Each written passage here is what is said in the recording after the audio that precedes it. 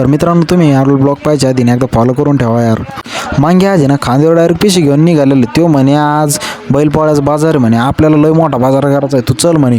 मग आम्ही आलो बाजारात. बिडकींच्या म्हणजे एक से बडकर एक एवढे भायानं आणले होते ना आयटम, विचारूच नका. म्हणजे विचार समजानच नाही घ्यायचं काय आणि काय नाही. मांगे भाना पुढे हिंडायला लागला आणि मी त्याच्या मागं भाना हिंडायला लागलो.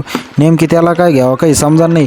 ही गल्ली झाली का ती गल्ली, ही गल्ली झाली का ती गल्ली. मी तरी मांगेल म्हणलं, यार मांगे तू आहे ना पाहण्यापेक्षा आहे ना आपल्या गोऱ्याला गोंडे घेऊन टाकलो, गोंडे लय भारी दिसते म्हणलं आपल्या गोऱ्याला. तरी त्याचं अचूक चाललं भाऊ, नाही भाऊ आपण पुढं जाऊ, पुढं चांगलं काही ना काही भेटन. मग एका जागेवर तेव्हा पहा काय पोराल नुसत्या बांगड्या पोराल. म्हणलं या बांगड्या हातात घालायचं तुला आता.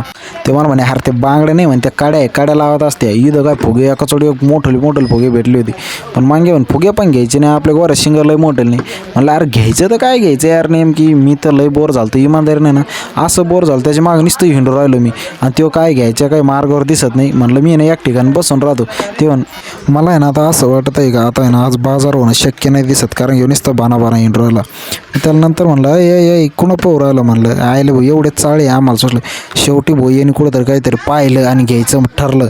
मग इथं येणे गोऱ्यासाठी नवीन चरड घेतलं आणि त्याच्यात ते 800 ग्रामच भरलं 1 किलोला.